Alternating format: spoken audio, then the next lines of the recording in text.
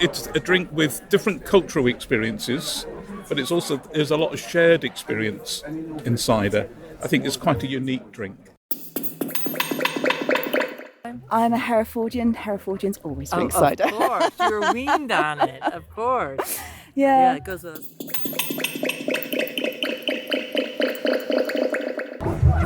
And making the cider and picking the peri pears and the cider apples, and yeah, so it was kind of really special for me. Something that had been so important to me in my kind of like formative life in France. Right. I kind of remade here as well. You're listening to Cider Chat, and this is episode 193. We like cider. Oh, yes, we do. We like palm. Oh, yes, we do. We like orchards and having fun. There is a reason. There is a reason why we do it like this. There's a reason why we do it like this. There's a reason.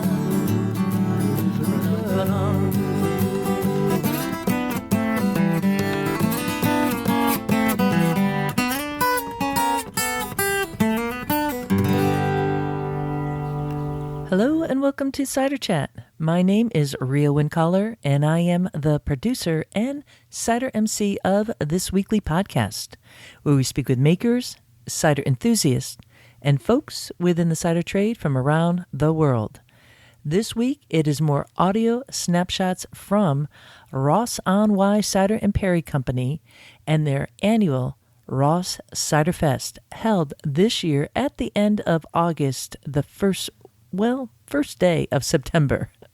We're going to be listening to cider enthusiasts and some experts in the cider trade. Coming up with that soon, but first, a wee bit of news out and about in Ciderville.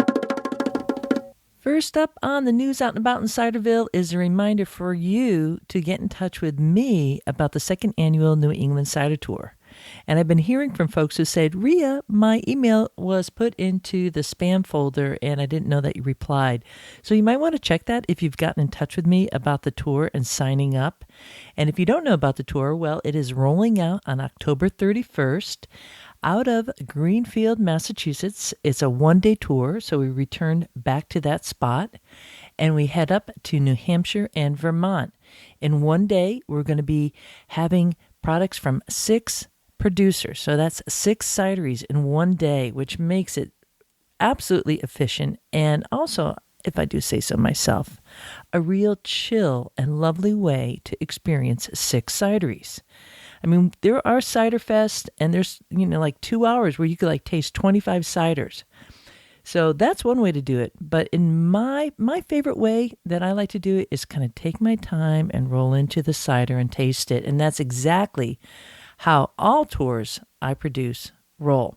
And this one is a very special one because it's the second annual New England Cider Tour, and it kicks off the Franklin County CiderDays, essentially. So if you come in early and you want to experience a broader area of New England, and producers, many of whom are also involved in Franklin County CiderDays, then come on this tour because it's going to be a sweet, sweet time. Folks are coming from Canada, from Washington State, from Virginia, all over the map to be on the tour. So that is an added benefit because you get to meet like-minded folks who are full-on into cider and have the casualness of riding in a coach up and back to these spots. We're going to have a lunch at Fable Farm Fermentory in Vermont. They know how to do it there. This is like a beautiful operation happening at Fable Farm Fermentory in this converted barn that was moved over from New Hampshire to Vermont in an area that looks out at this landscape that's absolutely spectacular, like down into a valley. And we're going to be down in the bottom of the barn. That's where they have their cider cave. Yes, a cider cave, a long, long cave filled with barrels, where John and Christopher Piana, these are 2 brothers who are the makers at Fable Farm Fermentory and our hosts. And they'll also be hosting a number of other cider makers while we are there too, such as Eden Specialty Ciders of Vermont. If you don't know Eden, well, you should know that when I selected a cider to bring with me to the UK on my recent tour, I grabbed cans of Eden's Heritage Blend. Perfect offering to bring to UK makers and drinkers, enthusiasts who are a little particular. And also on the New England tour at Fable Farm, we're going to have Flag Hill. That is Sebastian Lucider. He is amazing. He's been in this operation for over 20 years, off the grid, fully organic cidery. And then Teddy Weber, who was one of the first people to reach out to me when I first started Cider Chat over 4 years ago now, and said, come on up and check out these apple trees that I'm scrumping out in like the back 40. And I was like, yeah, I'm there. He is great. I just had one of his special bottles of cider. I brought it with me on a wedding. I went up to New Hampshire, and it was nice to crack that open when, they're serving you wine and all these mixed drinks. And yeah, I brought some cider to the wedding. Shh, don't tell anybody. Oh, boy. Anyways, those are some of the folks just at lunch, right? That's at lunch. That's 4 cideries at lunch. And that we have the benefit of being there for a bit. And certainly John and Christopher are outstanding dudes in their own right. And what they're doing there is really exciting to witness. So if you want to be part of that tour, a long way about it is send me an email, ria@ciderchat.com. Send it to me now. I'll send you the details. And if you want to look at more of the details, go to the Totally Cider page at ciderchat.com. There is a reason why we do it like this. Ba-dum, ba-dum. There's a reason why we do it like this. Ba-dum, ba-dum. There's a reason. Ba-dum. I just heard from Travis, who is a patron of Cider Chat. He joined the Cider Chat Patreon page back in June and is just now able to get back to me. So obviously, Travis, you have had a busy summer, and I get that. So let's delve into what he is doing, and he is based out in Wisconsin.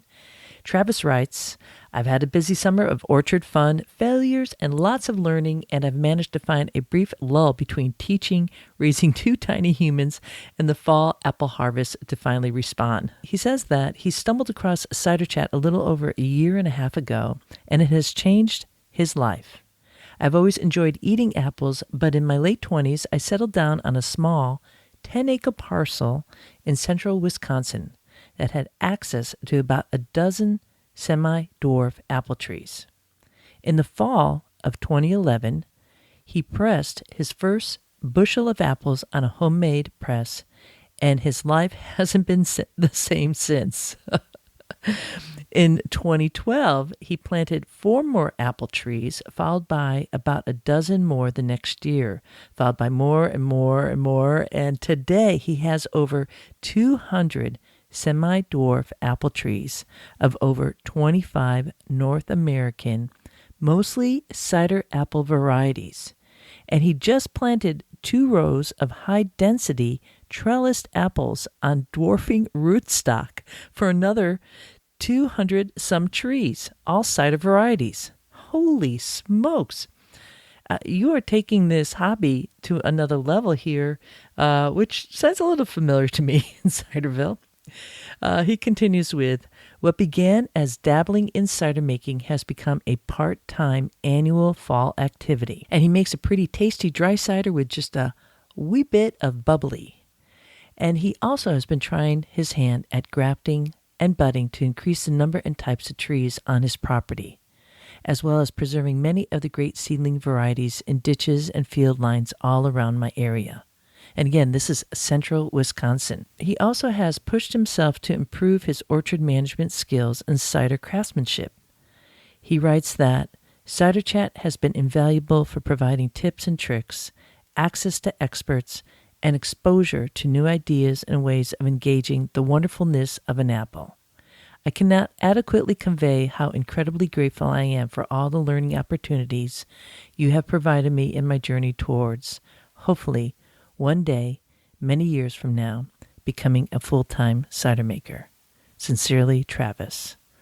Oh, man, that is really something. That just doesn't that catch our hearts and our souls, those of us who are so passionate about the palm, about cider, to hear this progression of Travis someone who is just kind of like starting off and following along. And that's exactly what I hope that Cider Chat does, is really encourage all of us, one, to stay connected. That's so important because it could be lonely out in the apple orchard. Thank you so much for all that. And I'm so glad that Cider Chat's working out for you.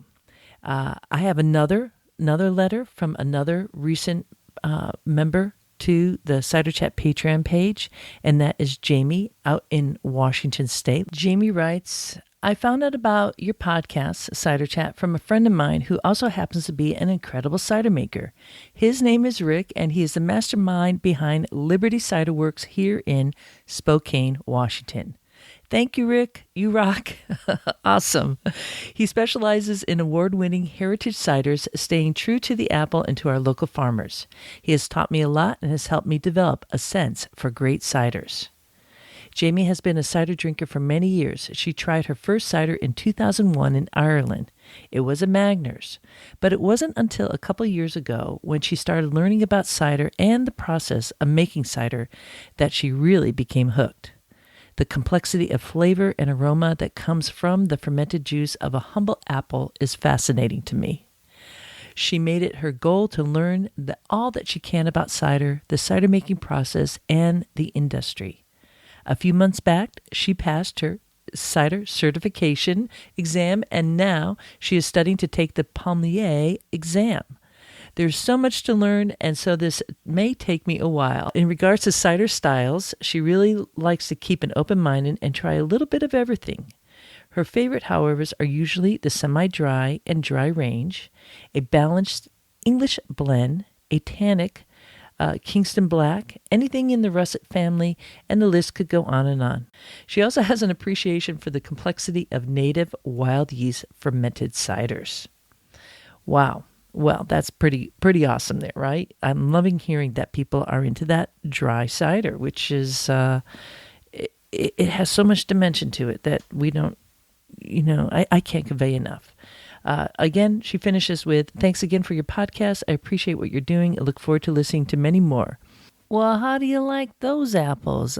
Email from Wisconsin, from Travis and Jamie from Spokane, Washington.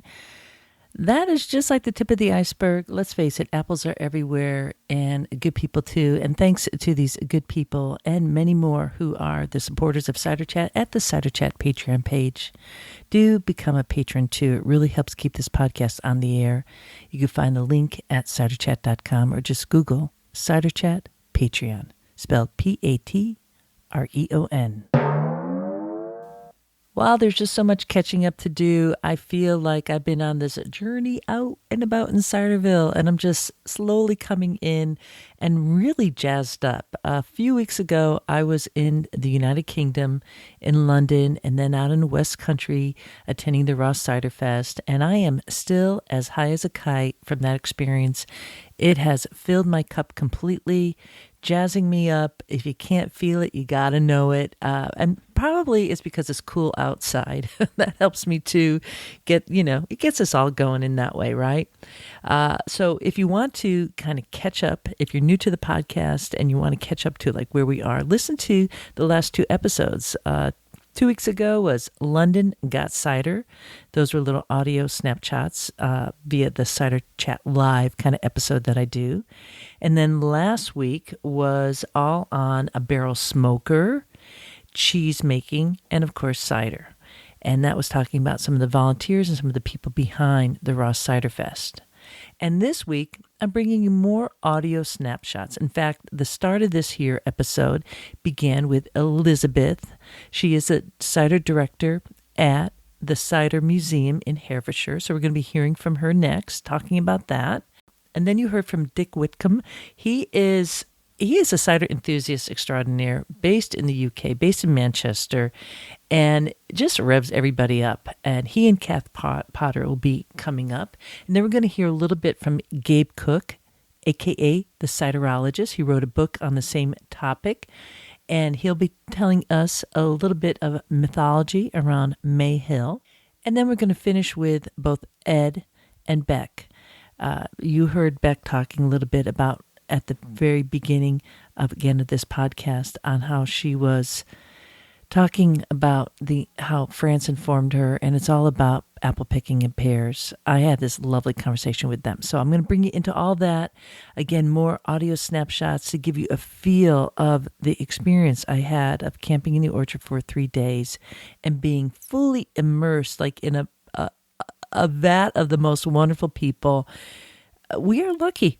We are really stinking lucky that we are in this niche community of people at this cusp of just cider exploding around the world in the best way possible and making these connections now. And the best part for those of you new to the game is that the door is wide open and it's a party that everyone is invited to.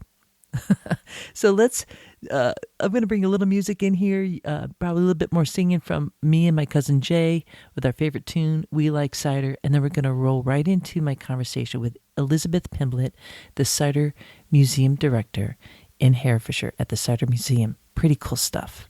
Let's roll. Walking through the orchards, dancing in the streets, smelling all the blossoms,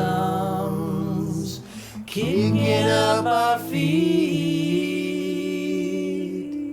Hello, this is Elizabeth Pimblett from the Museum of Cider in Hereford in England.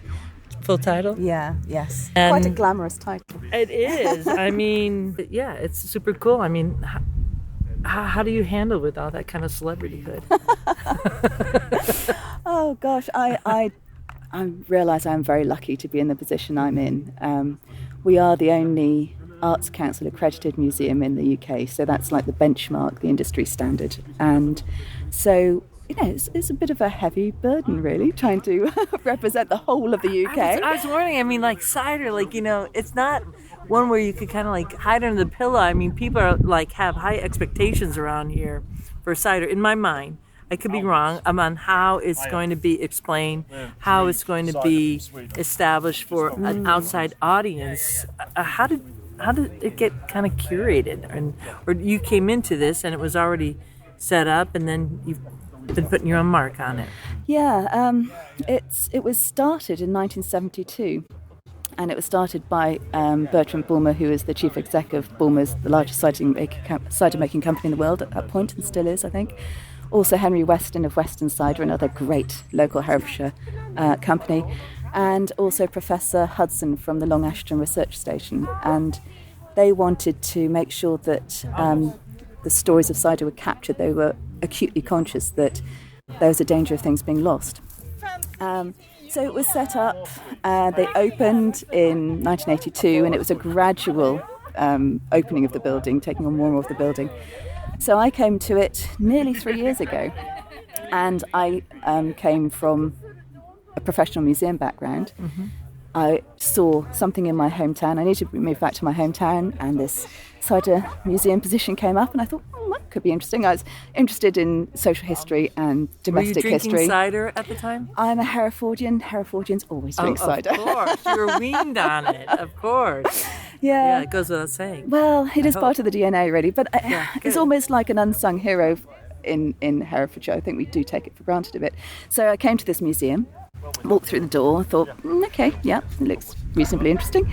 Came around the corner, saw the 18th century cider glasses, the little beautiful things with small goblet shapes and lovely long stems with air twists, and I just thought, yeah, I've got to work here. Mm-hmm. So it was the art history that drew me in, but it was the cider makers that kept me there, because I didn't realise what a wonderful community I was entering into and how fascinating it is. And we're very lucky because we've got a wonderful archive as well, and the things that you can pull out of it, we get researchers, and that takes us off on a bit of a tangent, and then we start thinking, this is interesting, and finding out more stuff about it. So, it can keep me busy for a very long time. I would say so. I have to ask you, this has been on my mind for a while. What is a cider flute? Well, we have one cider flute that... You have a very, very kind of cool one, historically, right? Yeah. Ours is actually a replica. The original's in the Museum of London, and it was Viscount Scudamore's flute. So this amazing pioneer in the 17th century, who, it was the time of the Civil War. He comes back to his estate. He decides to really improve the orchards and really promotes this red streak apple, which takes Herefordshire cider, up into the echelons of it just makes cider in the 17th century. So this flute, it's a bit of an enigma because it's very deep, isn't it? It's a big, tall. Is it what you drink out of? Yeah, It's not like a wine thief where I thought when I heard cider flute it was something that would get dipped into the barrel and was what the cider makers called essentially a wine thief, which allows like you to draw long out. pipette, yeah. But it's yeah. not. No, it's actually a glass. It's a glass. It's a really deep glass. Okay. And I suppose, you get... it tapers down to the bottom, so it looks a little bit like a Victorian lager glass in a way, but it is quite big. So, and then the next century they get really small. So, A little bit of abundance and then scarcity. Was that a sign of the times, or it just made more sense to have a smaller flute? I think in the 18th century it's a very prestigious product, and you're drinking it in small quantities. It's a very fine cider. It's probably more like an apple wine. And also they would put cider brandy in with it. So you'd have this wonderful... Oh, no kidding. Yeah. Wow. The Cider Museum is open Monday through Saturday. And with Elizabeth on board, they're having some new exhibits. Listen to the most recent one coming now to the Cider Museum in Herefordshire. I was doing a label about a beautiful little oak barrel that people would take out into the fields at harvest time, in Victorian times especially, when they were paid in cider. And I thought it would be nice to have a photograph or an illustration to go with this. And I knew that women were in the field as well, and they were being paid in cider as well, because I found a whole list of what they're being paid, but I couldn't find any images on display in the museum. Mm-hmm. And I started thinking, well, where are these women? And they are there. They just had not been focused on, and I don't think that's deliberate. It was just that they weren't seen as being an important part of the story. So that's how that exhibition came about. You're going to be changing that little paradigm up here. Well, hello. And how long is that going to run through? It starts in October, and it's going to be... It's going to be up for a couple of months, but then I think I will use elements of it in the museum, so that I'll just use it to bulk out existing exhibitions. And there are these wonderful watercolours that we've got that these gentlewomen did for very important books, the Pomonas, which were produced in the 18th and 19th centuries. We don't know anything about them really, so I've been trying to find out who were they, what do they look like, what was their background, and some of it I'll never find out because they didn't marry, and they haven't left that much of a trace. But it's interesting. Yeah, absolutely. Thank you for doing that and your work. I mean, without that, there's a whole other story that would be missing, and it's really important work that you're bringing forward. Well, thank you. Yeah. And, I think it's such a dynamic time to be a woman involved in cider, isn't it? I mean, it's a dynamic time to be involved in cider, full stop. Sure, certainly more opportunity. Yeah. As there's more equality and everyone is seen as valuable, not pushed off to the side. That's fantastic. It's a pretty inclusive community, I think, the cider community. I've felt them to be very, very welcoming. Mm-hmm. Yeah. You were listening to Elizabeth Pimblett, the Cider Director at the Cider Museum based in Herefordshire.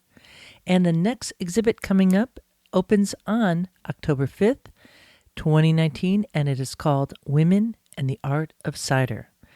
Keep on checking this website. I will put the link in the show notes to this here episode 193. Next up, we're going to hear from Dick Whitcomb, who is always active on the cider Twitter feeds out there in Ciderville.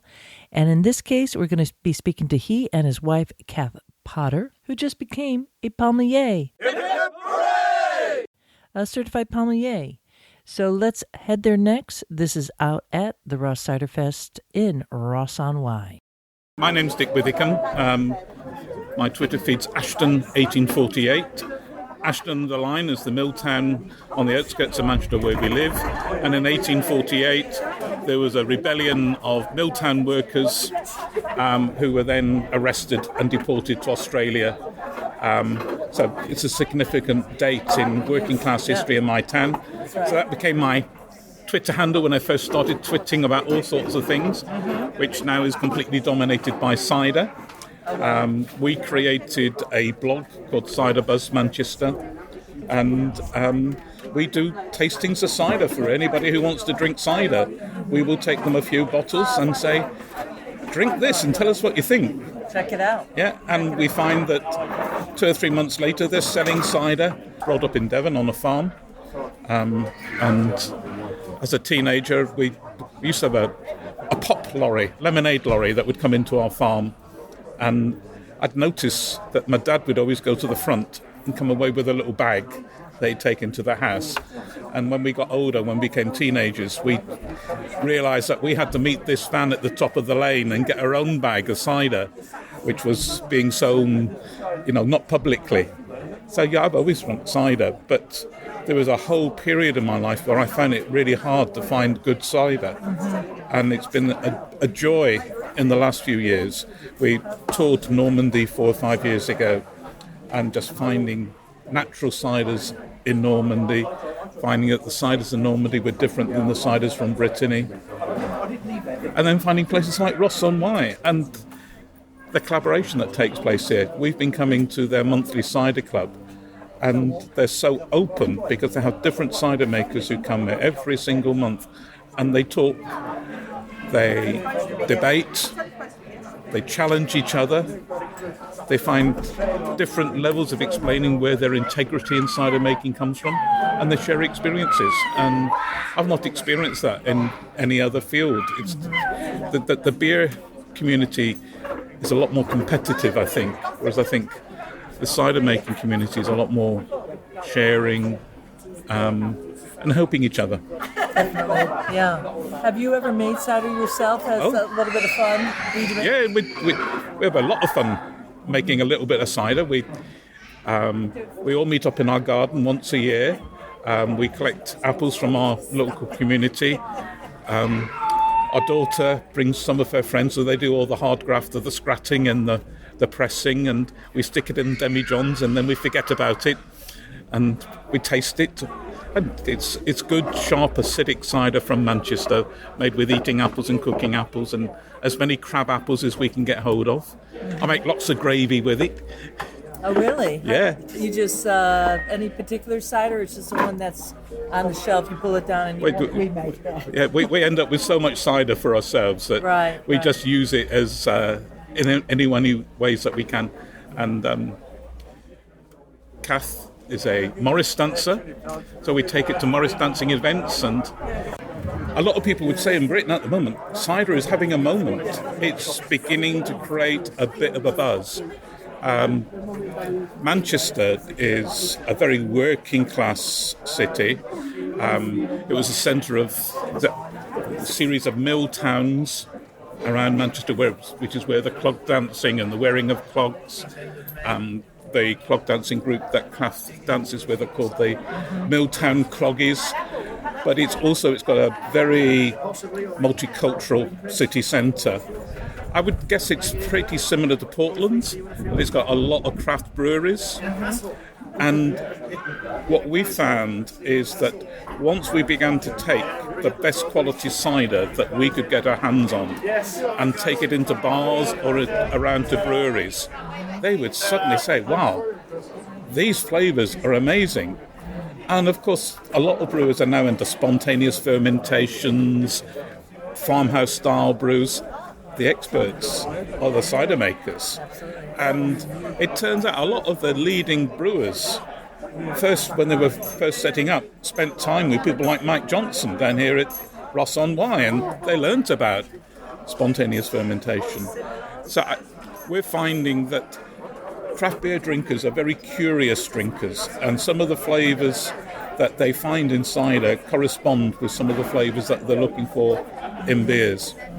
So we've had a massive expansion of cider drinking in Manchester. We set up a cider club, which means once a month. We followed the example of the cider club down here at Ross-on-Wye.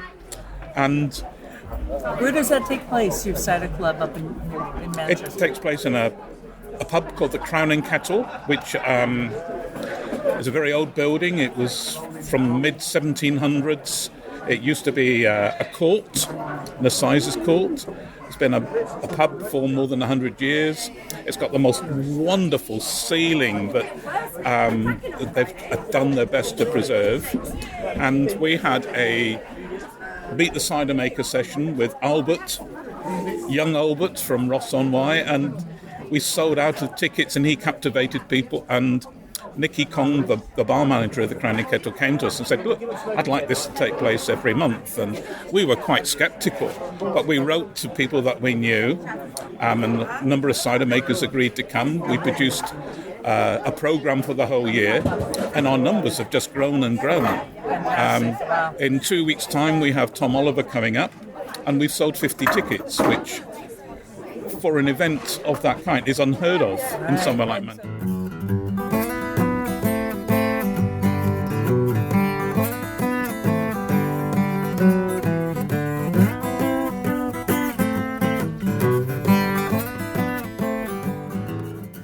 Follow along and get involved in the conversation on Twitter with both Kath and Dick.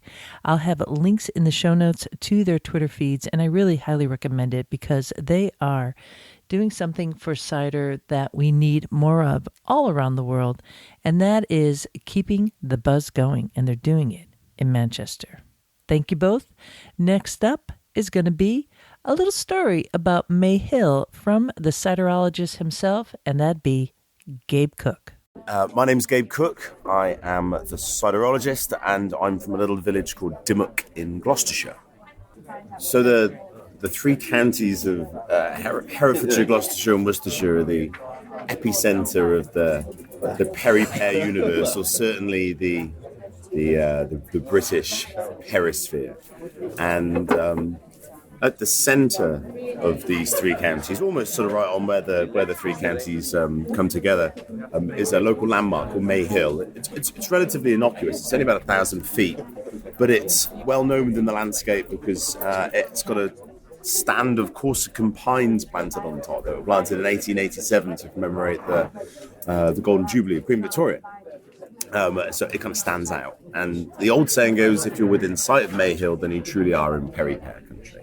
And it sits on the edge of the Severn Vale, so you get a view of it from about 30 miles all around.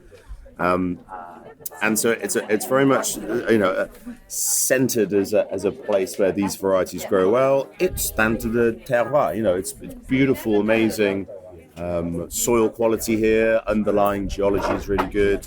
You get the protective qualities of the Welsh hills and the rain shadow, so it's not too wet. You get particular weather systems moving up the Severn estuary, and it's the perfect place. But there is another theory, a slightly more pagan theory, which begins at the creation of the earth itself, when the gods, plural, pagan story, were sat atop May Hill, lording over the splendour of their creation, being quite smug with themselves about what they managed to achieve, when suddenly there's the sound of... and a little godling is coming running up the hill, clutching a piece of fruit in its hand. And breathlessly it gets to the top of the hill and exclaims, "I have found the elixir of life." So the chief god goes, "What?" and swipes the fruit off the little one. "But I'll try." And bites into the fruit, and has a couple of really good chews, and suddenly his face gurns in horror and disgust, and he spits out the fruit and says, "It's not the elixir of life, that's bloody horrible." And the little godling goes, "No, you're not supposed to eat the pear. You're supposed to squeeze it and extract the juice and make perry, and that will give you the elixir of life." But of course, it's too late. The god has spat out the pear, the seeds, the pips have scattered throughout the land, and from the ground rise these magnificent and majestic perry-pear trees. Ta-da! Now, it's probably the whole terroir thing, but we're all a bunch of pagans down here, so what are you going to do? And, that sort of neatly and encapsulates all that I love about perry, is that it's got a real myth and mysticism about it, and it's something that is hyper-local to this place. These varieties are, there's about 120 have been readily identified and found or refound. And they're all named after villages or people or impacts upon the Constitution sometimes. It's something that's really, really special to me because this is where I'm from. I grew up 4 miles away from Mayhill, so it's it's awesome. That was the best rendition I've ever heard of the story. Of course, you did. I wouldn't expect anything less from you. Well done. Well done. Thank you. Follow Gabe on Twitter at The Ciderologist. There will be a link in the show notes to that Twitter feed too. Next up, it's a chat with both Ed and Beck. Beck, she was holding their young son, Reuben, and this is all, again, taking place at the Ross Cider Fest, telling us a little bit of the background story to their time at Broom Farm. That is the actual location where the Ross Cider Fest takes place. And we will be sitting outside right by the large barn where all the music's taking place, kind of a lull. And all these conversations, you're hearing a bit of a background noise because it is a happening scene there. Think kind of like a mini World's Fair of energy. A lot of cider and perry to be had. And a lot of good folks meeting up. And these were two that I didn't know them originally, and I got to know them, and I just adore them. So I wanted to bring my conversation with them to you. This is Ed and Beck. Hello. So my name's Ed. I'm Beck. We've been coming here to Broom Farm for about a decade now. On the back of an article that Mike put in the Sunday Times. It was about cider and Kind of a lifestyle piece about what they did here, and we had the cider cellar, and it was really lovely and atmospheric. But also on the back of so at the time, Mike wasn't producing a whole huge amount of cider, and he got a lot of apples to pick. He got a lot of stuff to bring in, and he I think it was at the time most of his stuff was most went to Bulmer's. Yeah. Most went to Bulmer's. Okay. So it was basically about people coming in, picking apples, and it went off to Bulmer's. Yeah, but at the same time, he wanted to give people something to take away with them, and so he basically offered a weekend of picking and pressing. So you'd come down, you could spend a weekend, you'd pick and press, and he'd feed you with soup and cheese and what have you, and as much cider as you could fill your boots with. I think you get like a tasting as part of it on the Saturday. Yeah, so there was a chap called Phil that used to work here. Phil was a man of few words, and Phil would do a tasting after you'd done your picking and pressing, and you could essentially make your own cider. So he'd take you through from the really dries to the really sweets and bits of sharps. And you could blend as you went if you wanted. Yeah, so if you weren't too keen on it, Phil would say, well, drink a bit more of that, because that, if you don't want that won't go in your blend, so a bit less of that. And so it was just a really fun thing to do. The first year that we came, which was bloody cold, to be honest. Oh, God, it was, We had this like barbecue sat in all of our layers of clothes. It wasn't a barbecue, it was more of an open, it was a pyre of this huge bonfire. But we enjoyed it so much that we came back the following year, and Ed and I have come back every year since, pretty much, nearly, to pick and press. And then we kind of got overexcited. I came here for my 30th birthday 5 years ago party. But we had our wedding perry done here as well. So we came down here in 2013 with a group of friends, like we did every year. It was a special weekend. It was October, and it was warmer than it is this weekend. Yeah, it was hot. In August, yeah. It was hot. I mean, it was super hot. And Mike decided that the 10 of us that were here, or how many of us... It would be a good opportunity to go and pick the Brockhampton Perry orchard. It's about 5 miles down the road. Orchard. It's quite far away, so they can't get there very often. A big group of us will go, we'll get it done. It's one of these that needs picking in a day, and unless you've got 10 people to do it, it's not worth it. So go and do it in a day, pick it, bring it back, done. And that orchard, so it's all pears, and it makes this really wonderful blend of perry. So if you manage to find a bottle of Brockhampton blend, buy it, take it home. It's gorgeous. Very jolly. Is it still available? Oh yeah. I guess if you ask me, Say it a little bit slower. What?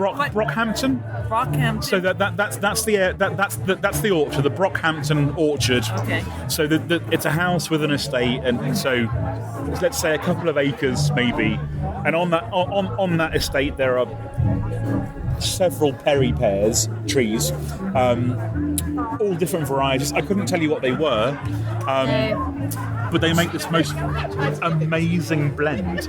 So we picked those in 2013, and we came back for Beck's birthday in 2014, and I'd proposed, and we'd come back You and had Post here. no. So Wales. in South Wales, and we come back here for Beck's birthday, and we'd thought about what do we want as wedding booze. Because most people have champagne. Yeah, or champagne or prosecco or something, and we tried the Ross Cider sparkling perries and thought, well, that might be nice.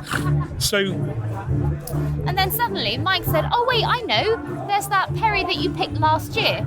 And he went to John's special book. Yeah, where John records everything. Yeah, So he John's knew. special book. Right, Yeah, John. yeah. John He didn't tell me about right. his special book. So John is right. I so had John on the podcast. He did not tell me about okay. John's special book. So No, John. it's just standard practice. For Yeah. him. He likes to know where things are. Yeah, John is meticulous in terms of what comes in, Truth where it's comes come out. from, The truth comes out. when it was pressed, It's very which serious. barrel it's Here he in. was talking about his laid backness. Oh and no! John is a man of order. I've heard him say before, I like to know what's going on. Yeah. And so as I understand it, I don't know him very well, but as I understand it in his quiet way, Yeah. he organises such He that likes he to knows know what's going things. on. Yeah. So he has a little book, so he'll say like, well, this numbered, what's it called, barrel Yeah. has got these perries, these apples, yeah, this whatnot, variety in picked it, at or this time, yeah. kind of thing. Wow. And it was So picked on this date, pressed on this there date. was, That's mine. That's Sorry, yours. there was a line in his book that it said, "This barrel, Ed and friends picked at this date Yes. from Yeah. Brockhampton." So we went to it, and then Mike said, "Oh gosh, we'll try this." So we tried it. It was lovely. He said, "Okay, well I'll put that into bottles and condition it into bottles, Yeah. and that will be your wedding perry." Yeah. So a year later we came Yeah, back. yeah. So Yeah, it was. So Phil that used to work here, man, a few words. Phil, when we'd come for picking and pressing in the autumn, I'd email Phil, and I'd like to say, Phil, we're coming for this weekend, and there'll be so many people coming, and we'll be here for this amount of time. Lovely to see you. Is that okay? Is that okay? all right? All great. So in my long, say 2 or 3 paragraphs, just setting out what I wanted to do and what we were going to do, I just get back, Ed, fine, Phil. Yeah. And this was this thing that, and I kind of felt a little bit peeved that I didn't get any more than just 3 words. So when they made our wedding perry, Phil sent me an email and said, "Ed, your wedding perry's ready. Come and collect it whenever you like. We've got 10 cases for you in the barn. It's this much. Come and get it." Right. And I took so much pleasure here in just replying, "Phil, fine, Ed."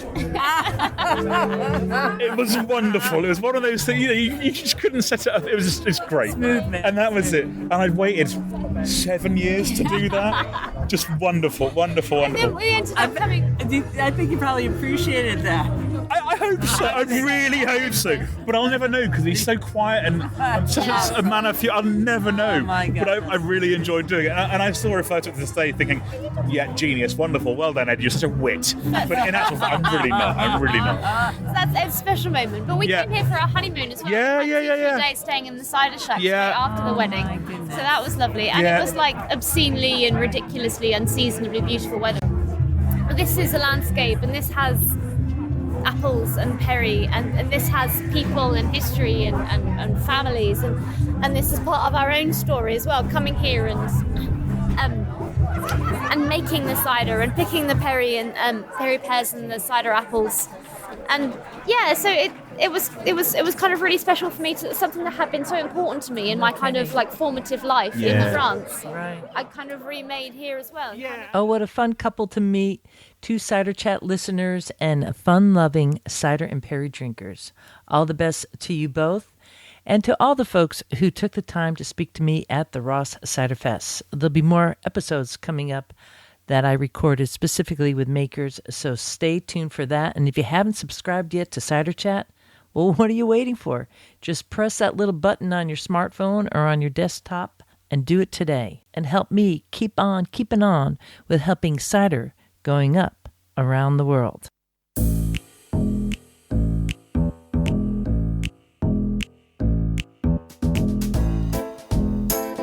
Oh, it's time to make cider where I live now. The bees are out buzzing and there's not a cloud in the sky.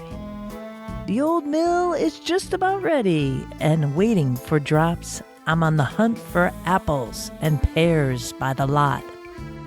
It's a fall you can feel in the air. It sends a shiver up your spine and a smile from ear to ear. The cider makers are hard at work throughout the lands, all around the universe, making cider as they can. Buy local, know your orchards, and yes, ask what vintage do you got? Just 'cause the feds don't know a damn about cider doesn't mean you have to be kept in the dark. Cheers to 2019's harvest, wherever you are. Raise a glass to cider and all the palms that we love. Yes, it's time to make cider. Cider's time is now. Spread news of this podcast. Get the cider flute out. It's time to make cider, so out I go. Till next time, Ciderville, I tip my glass to you and yours, and all that you hold true. Cheers.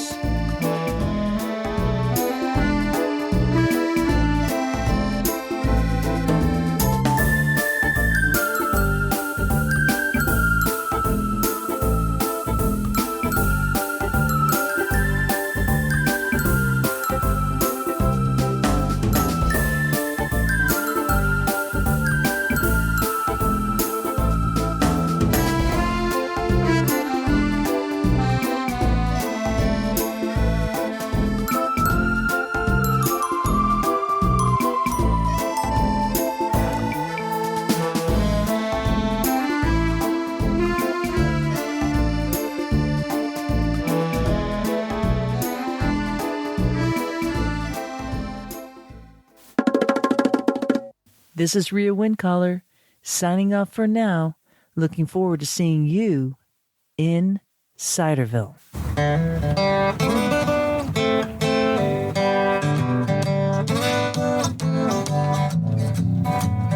We like cider.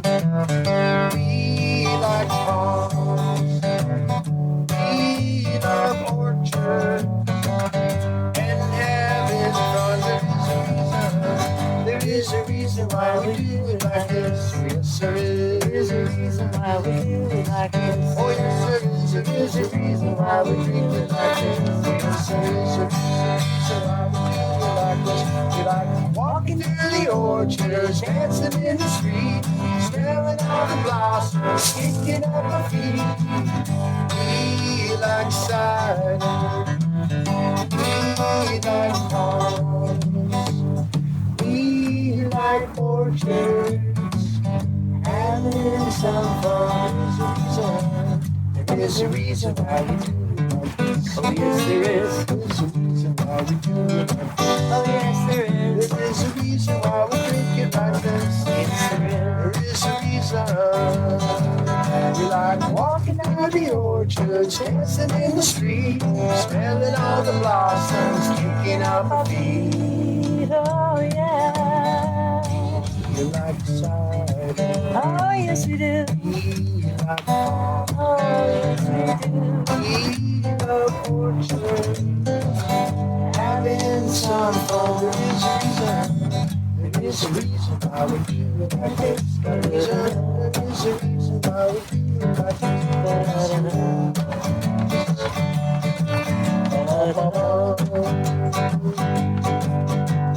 Walking down the orchards, dancing dancing in the street, staring at the blossoms, kicking up our feet. Oh yeah, we like cider.